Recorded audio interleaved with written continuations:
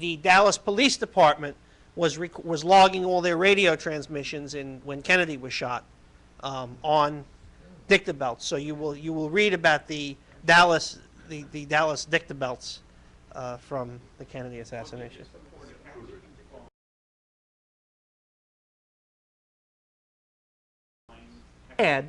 Which you can remove pages from down here, and there is a little marking device where you turn this little handle, and you can mark a red or a blue mark depending on whether it's on the top or the bottom. It uses that paper that it's colored underneath and has the scratch off. I forget there's a name for that paper. They used it for what? Yeah, it's kind of like carbonless, but you scratch the surface off and the underside shows through. And basically you would have marks on here, you know, of different indicating at the time marks on the pad. Keep that with the belt. Right, and you would keep that with the belt. And by the way, Dave, these do float.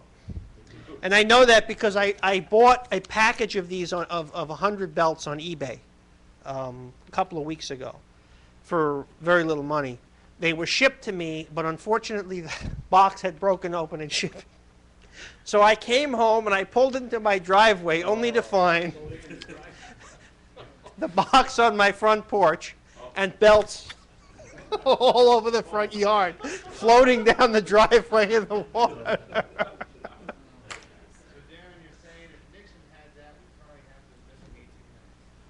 Yeah, yes. To my knowledge, he used Wallensack. They were using Wallensack recorders to record the Nixon tapes, as far as I know.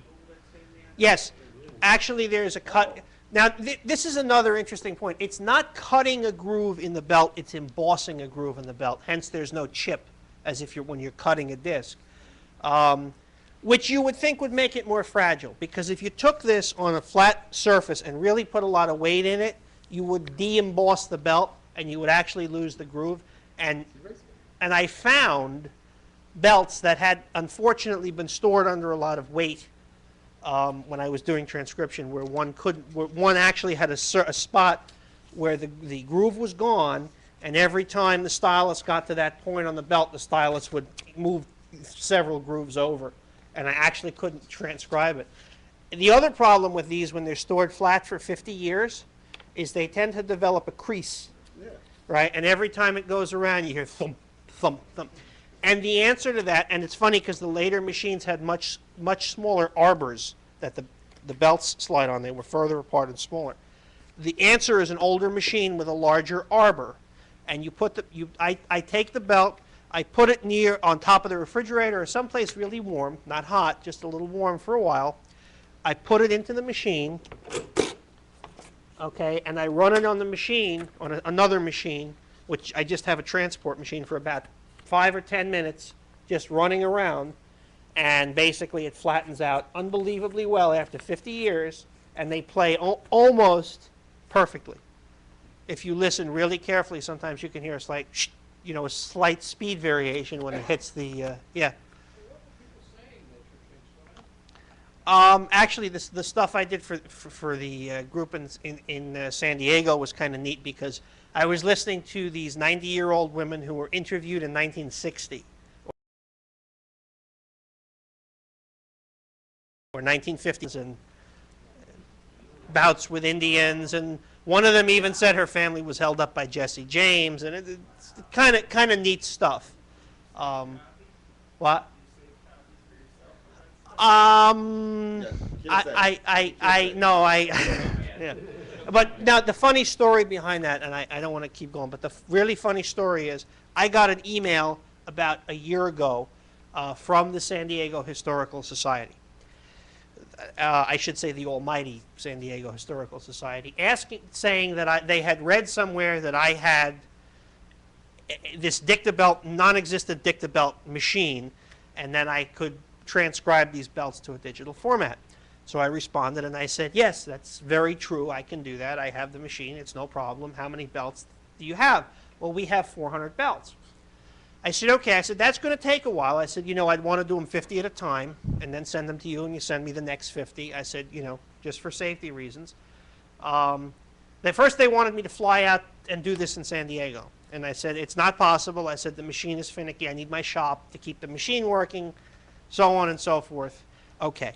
They said, though, the next question was, this is great. Do you have any museum quality references to so that we know who we're dealing with here?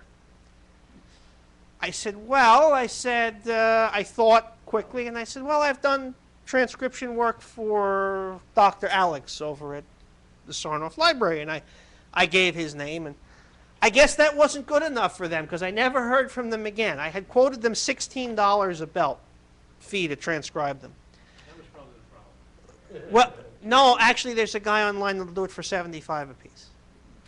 So I recently was contacted by another group in Manhattan asking me, a media company, and asking me if I could transcribe these because they found out that, and I said, absolutely.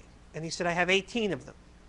So, you know, I had said 16 a piece in quantity of 400, so I said $20 a piece for 18 belts. They said, gladly. They shipped me the 18 belts, and I opened the box, and there's the box that was shipped to them in from the San Diego Historical Society. So apparently the San Diego Historical Society is paying this company more than the $20.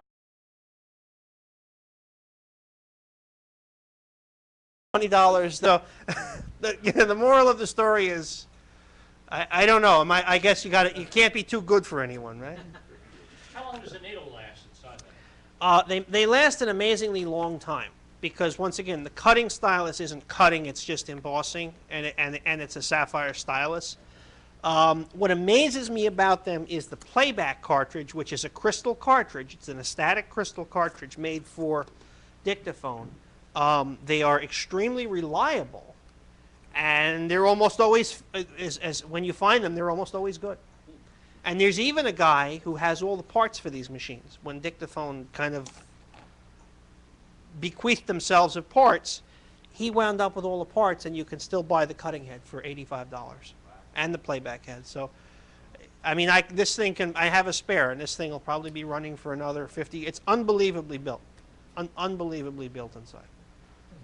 Yeah. Okay. Go ahead. I'm sorry. Did you have somebody else on the? Yeah. Well. Yeah. Okay. Now, these were used when the time of reel-to-reel cassette tape players were. I'm wondering why they didn't replace. They were in use when reel-to-reel machines were in use. The reason I think primarily that these machines served their purpose better than a reel-to-reel, there's a couple of reasons actually. And what I found out from the San Diego group was part of this. The early reel-to-reel machines were extremely mechanical in nature. And the very first machines, they hadn't yet discovered that if you pulled back the pinch roller, the tape stops instantaneously. And they didn't have that feature. So in order to start and stop those machines, which were fully mechanically controlled, you had to stop the machine and start the machine and stop the machine, and you would de-index the tape slightly when you did that. Therefore, a secretary typing who had to stop to catch up with the tape when someone was speaking too quickly would have a hell of a time trying to index that tape to keep starting and stopping. These can be started and stopped, and they even made earphones and a foot switch to instantaneously pause the machine, pause the recording. What I read about with the San Diego group is they started out using a portable tape recorder and actually switched over to the belts because the tape was so difficult for the secretaries to transcribe. The other reason is because in 1947, when these machines came on the market, a reel of recording tape had just come out, first of all. They came out about the same time. But well into the 1950s, a reel of recording tape would cost several dollars for a reel. Even though it was reusable, it was still several dollars. These belts were pennies. I mean, this was about a 2-cent item in the early 50s. So, I mean, the economy of the whole thing was, you know, and once again, they're not sensitive to magnetism. You can make them flat and drop them in an envelope and mail them, which in the business world, I gather, was kind of valuable for the people who would have been using these to be able to mail these, you know, so on and so forth. And they're permanent. ask the question I was gonna ask. So I got an answer. But I would figure that, you know, as soon as cassettes came out, that would be gone.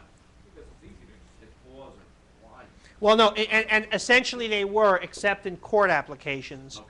where they wanted the, basically the same as, for the same reason that film today is dying a very unfortunate death, but yet in evidence and court situations, digital cameras and digital photography is frequently not admissible because of the magic of Photoshop. So it's the same kind. You can't edit it basically, and it's, you know.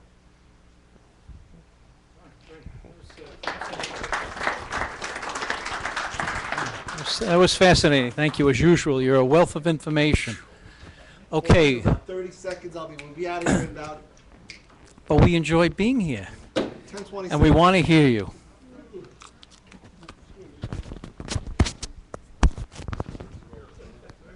Hi. Ready?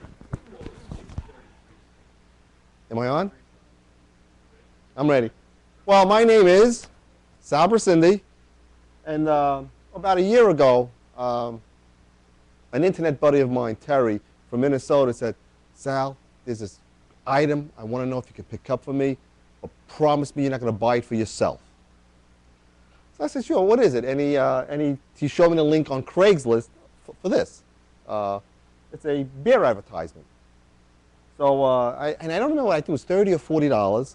And he says, if they're close by, could you pick it up? I said, sure. And he says, how far are they? And I checked it. I said, they're about 50 miles away from me. He says, oh, no, forget about it. I don't want you to bother. I said, listen, 50 miles is nothing. I just jumped on a turnpike and go to. Well, anyway, he says, you know what? I found one close. Like 2 days later, he says, you know what? I found one closer. So if you want to buy it, go ahead and buy it.